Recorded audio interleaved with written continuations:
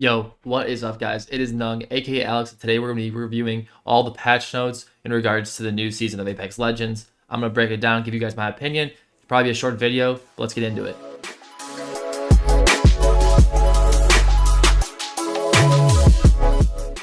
Alright, so CM11 is right around the corner. It comes on the November 2nd at 1 p.m. Eastern time, and you can see right here, these are the other times for Pacific and UK, CST, basically anything like that.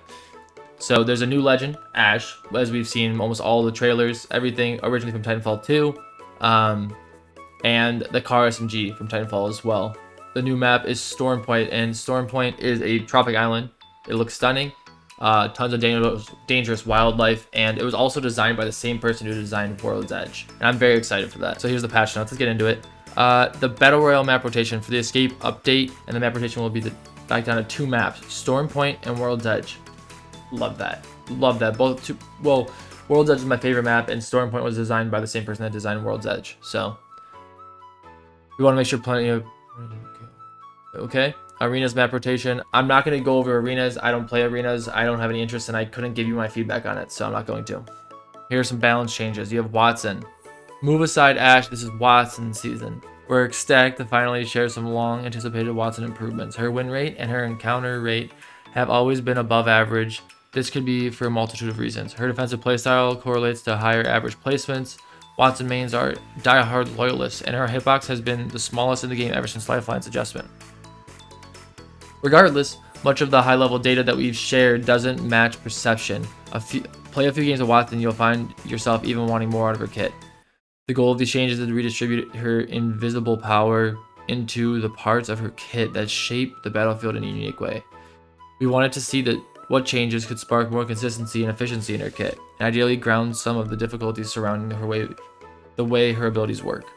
We want to enable more active gameplay from Wattson players by smoothing out the rough edges in placing fences. Responsive tweaks, longer range, and faster cooldowns means Wattson can much more quickly and reliably set up a defensive position, or even use her fences and pylon in the midst of open combat in a pinch. So this is the general overall improvement. Improve the reliability and responsiveness of placing Wattson tactical, ultimate, and world's objects. Wattson can place her tactical and ultimate objects on valid surfaces above Wattson's eye level to a reasonable extent, so she can place them above her. I guess it's pretty cool. General hitbox size increased to compensate for the removal of low profile in the legacy update. Okay, so she's a little wider in the hips, chest, and head. Taller as well. Okay, that makes sense. Look at the hitbox on her feet like before. That's crazy. How small it is.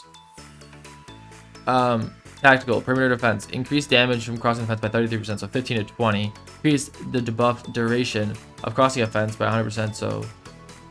Wow, okay, you literally get hit by those fences for a long time. Increase the time allowance to be hit again by a subsequent fence. So if you get hit by one fence, you can't just immediately hit another one. You have to wait a second before you do. Decreased recharge time by 50%. Fences, okay. Increased placement range by 50%. We can literally be far away now. Decrease the delay between fences, shutting off. Right. Okay, so it's wow. That is actually very small time. Wattson now moves at an harm speed. Wow. Rip. Okay, that makes sense. That's how it should have been. Fence nodes can now be placed as soon as the weapon is readied, instead of waiting for the animation to finish. That's cool. So her ultimate, significantly reworked, reduced the number of active pylons Wattson can place from 3 to 1. The pylon now lasts forever instead of timing out after 90 seconds. Oh, the ult has a pool of 250 shields that can be distributed to nearby players instead of effectively infinite shields. So it lasts forever, but only 250 shields can go out. It should be 300. It should be 300, but okay. 250 makes sense. Increase the pylon shield recharge by 150%. Smooth regen 0.2 for every second to 5 for every second. Wow, okay. When a pylon is out of shields and no longer recharges player's shields, but can still zap incoming ordnance. Yeah, right. That makes sense. So it lasts forever, but taking damage while regenerating shields via the pylon Delays continued regeneration by 1 second. So once you take damage, you have 1 second before it turns, like, you start regenerating again. Wattson will be fun to play aggressively now. The UI on the ground and HUD elements now display the amount of shield that remain on the pylon. Cool.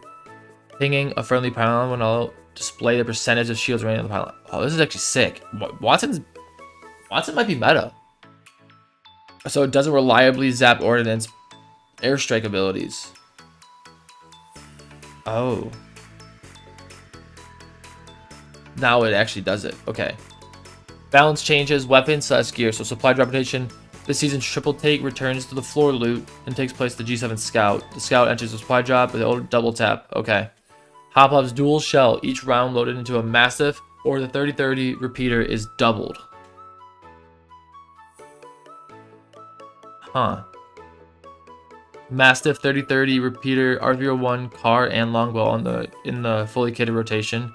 The PK Rampage RE flatline and charge rifle out. Eva 8 got a reduced fire. I mean, that's not gonna do anything. It's not gonna do anything. Peacekeeper slightly increased pellet size, choke up time reduced, and choke up shots remain tighter for longer when exiting. Okay, dude, this is sick. I like them buffing the PK. That's good. Longbow damage. Yeah, I mean, back to what it was. I don't know why they buffed it in the first place. The L-Star. So barrel. Okay, so it's not gonna be as easy to beam from distance. So when it hits something, it's not gonna be just so bright, I think. And then they got a decrease in damage. That's good. That's good. It's a good start. It's what they did to Spitfire, but Spitfire is still strong. G7 Scout got increased and got one of the supply drops, so okay. Early game crate weapons chance to 50%, mid game to 75%, and late game to 100%. So no matter what late game, if you find a pack, you're going to get a red gun. Wow, okay. That's actually pretty sick. That's pretty sick. I like that. Wow. Hot zone gold loot rates. So they increase the amount of gold stuff that spawns there. That's good. So you can craft 60 at a time. Oh, dude, this is huge. This is huge. I love this. That's awesome. Crafting ammo price increased from 5 to 10 per weapon. Evo armor points increased from 100 to 150.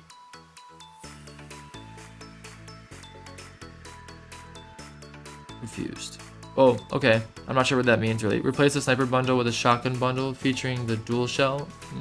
Okay, all right. Enemy NPC updates. Prowler health across the game has gone up from 90 to 114. Prowlers on World's Edge and Flyers in Kings Canyon now reward Evo points, 25%.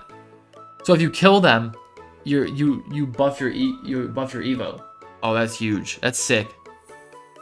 Now I'm gonna be like, hey, why do you kill those Flyers in Storm's Engine? I'll be like, hey man, just trying to level up. I'm not going to go over arenas. Quality of life.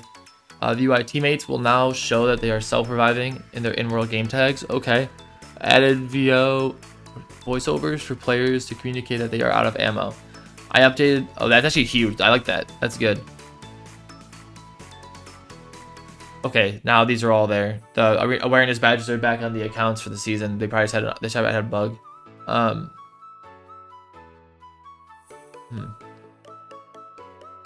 Let's see a bunch of UI fixes. Legends. Rampart.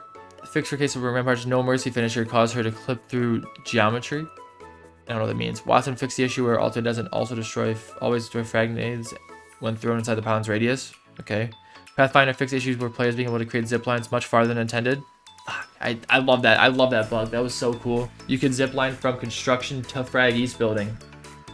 Fix the bug with his ultimate cooldown being the same with or without a gold helmet. Sears removed ability for players to be able to bunny hop at full speed while using passive. Octane improvements to jump pad sound effects. Good. Good. Hopefully that actually works. Like I said, it was going to be a short video. Thank you guys so much for hanging out today. Make sure to hit that noti bell, sub, like, comment, whatever you want to do.